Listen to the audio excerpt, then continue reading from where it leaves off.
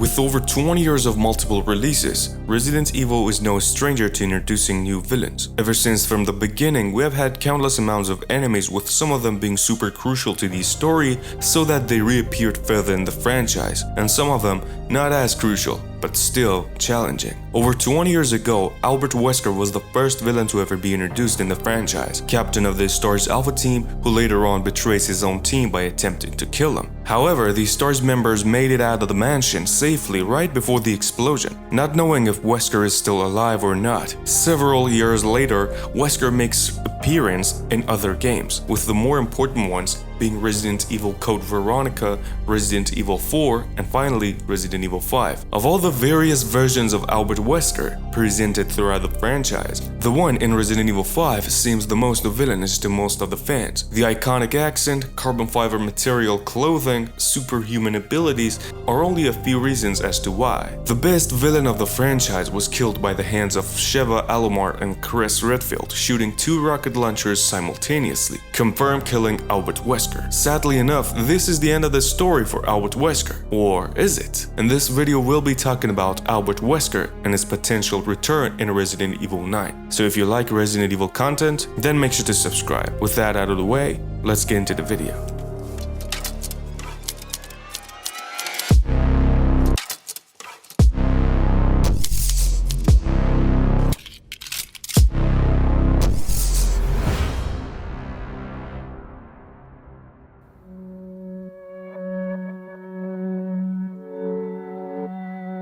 Looking back at Albert Wesker, the most important thing that we can talk about has gotta be his immunity. Wesker has a genetic makeup that makes him highly resilient to most of the viruses. Also, the villainous factor is his passion for power. Ever since Resident Evil 1, the only thing that he has been thinking of was to get his hands on the latest virus, T in RE1, Las Plagas in RE4, and lastly Ouroboros in RE5. Right after crashing the plane into the volcano, the injured Chris and Sheva stand up to move on. A little to know that Albert Wesker is still alive, and they have to face him one last time. Finally, the fight continues as Albert Wesker injects himself with Ouroboros, making him a highly durable creature that you can barely damage.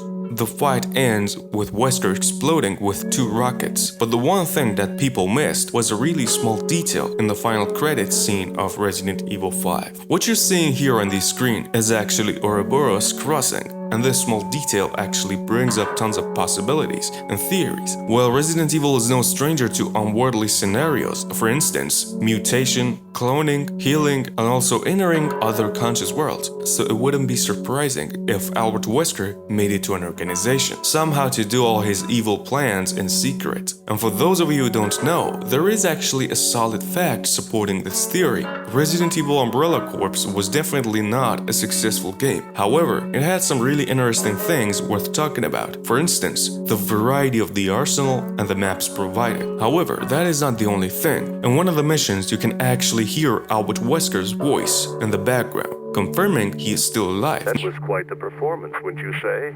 Guts and determination. Not to mention Resident Evil Umbrella Corps takes place after the events of Resident Evil 5, supporting the theory discussed not long ago.